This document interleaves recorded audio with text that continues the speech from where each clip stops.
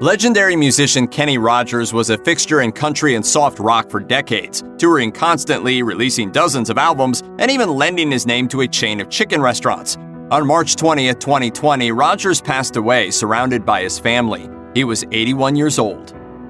Kenny Rogers' first taste of success came with his high school doo-wop group, The Scholars. The quartet released 6 singles in the late 1950s, but the group quickly fizzled out, and Rogers embarked on a solo career for the first time. He performed his single That Crazy Feeling on American Bandstand, as well as a Texas program called The Larry Kane Show. That's also where the singer, going by Kenneth Rogers at the time, got his stage name. In an interview with Rolling Stone, Rogers recalled, "As I'm going out, Larry says, 'You can't call yourself Kenneth Rogers.' I said, 'That's my name. What would you call me?' 'Kenny Rogers,' he said." Not quite a superstar yet, Rogers then joined a jazz group called the Bob Doyle Three before singing and playing double bass in the popular folk ensemble, the New Christy Minstrels. After 2 years, Rogers and 3 Christy members started a lightly psychedelic pop rock group called Kenny Rogers and the First Edition. They had a huge hit in 1968 with the single Just Dropped In, To See What Condition My Condition Was In, which modern audiences might recognize from The Big Lebowski. Imagine a world without the Eagles. Without Kenny Rogers, that might have been a reality. The gambler himself gave founding Eagles member Don Henley his big break. In the late 60s, Henley formed a band called Felicity with some friends from his hometown of Linden, Texas. One day in 1968, they were in a clothing store in Dallas called the Electric Rocking Horse when fate intervened in the form of a bearded stranger who they ran into while shopping. Henley told CBS Sunday Morning, "We were buying bell-bottom pants and Nehru jackets and stuff. Rogers was there because there was a really beautiful girl working there. They struck up a conversation and a friendship, and as Rogers told Rolling Stone, I took them to LA and they lived with me for 6 months." Their band changed their name to Shiloh, and Rogers produced their one and only LP. And while he was in Los Angeles, Henley met Glenn Frey, and together they joined Linda Ronstadt's backing band before quitting to start their own group, the Eagles. Kenny Rogers appeared atop lots of lists, Billboard charts mostly, but he also claimed to have been almost as naturally talented and successful at something besides music, tennis. Rogers began playing the sport in earnest when he was 37 years old and used his vast resources to quickly improve his game. We don't have any video footage of that, but we do have footage of him playing a charity basketball game against Michael Jordan in 1988. Anyway, Rogers once told the BBC all about his almost career in tennis. I carried a tennis pro. I carried a couple of them with me on the road. Everywhere I went, I had my own plane, so we just flew from city to city, and we'd get into town and we'd play the pro and assistant pro at one of the clubs. And so it went like that for as many as 8 hours a day for 10 years. Rogers told Rolling Stone that he, quote, developed a national ranking while I was on the road playing the Wimbledon champions. Did he, though? He also told the BBC, I heard at one time, I thought I saw it, that I was ranked 1 notch above Bjorn Borg in the doubles. Although Borg only ever played in 1 doubles match, Rogers also boasted that he had a serve that allowed him to stay competitive, quote, even with the pros. Sounds like the gambler may have been bluffing a little. Restaurants attract celebrities with cash to burn.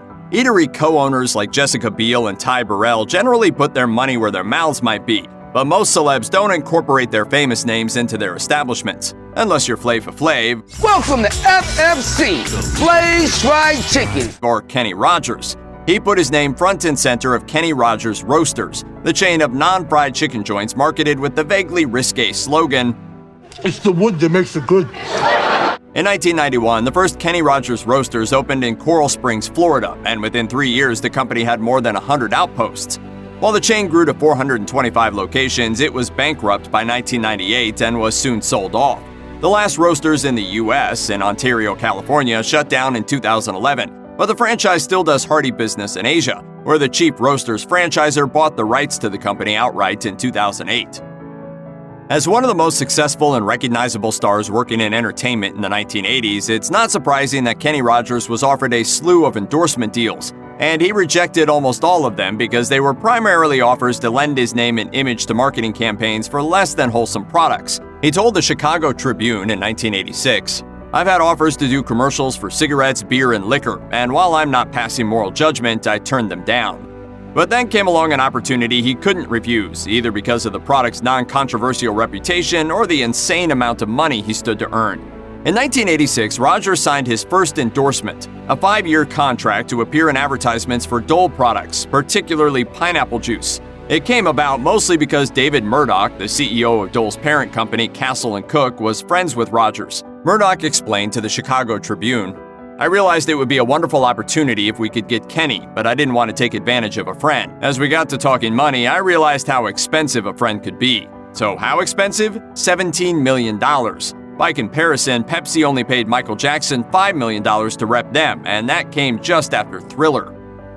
Along with fun country songs, Kenny Rogers found his niche singing unabashedly sentimental love songs for adults of a certain age. Lady, You Decorated My Life, and so on. He was a man who sang that which he knew.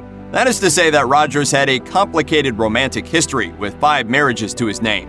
His first, to Janice Gordon in his early 20s, lasted just 2 years and resulted in a son. His subsequent marriage to Jean Rogers lasted a bit longer, at 3 years, from 1960 to 1963. Number 3 seemed charming. He was with Margot Anderson from 1964 to 1976 and had 2 kids with her. His longest-lasting and best-known marriage came with actress Marianne Gordon, running from 1977 to 1993. Rogers' 5th marriage started in 1997. That's when he married Wanda Miller, mother of twin boys. It didn't get off on the best foot, however. There was a 28-year gap between Rogers and Miller, which freaked out Miller's parents. Her mom's 2 years younger than me. Said, "I want you to know I don't appreciate what you're doing with my daughter." And I said, "You know what? I don't think I would either." But in the end, he won them over with that Kenny Rogers charm. He boasted later in the same Fox Entertainment interview, "Now they're my best friends." By the late 1980s, the once solidly country Kenny Rogers had established himself as the king of the schmaltzy soft rock love ballad.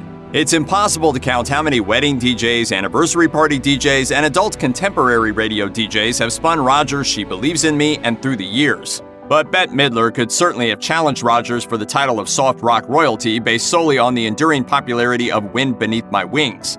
That BFF anthem definitely sounds like a Kenny Rogers song, and it almost was. In 2012, Rogers told Stuff.com that the Beach's soundtrack cut was offered to him, but he declined the chance to make it his own. He explained, "I heard it and something about it didn't sit right with me. I turned it down. Then I heard it when Bette did it and I went, wow, can't believe I turned that down."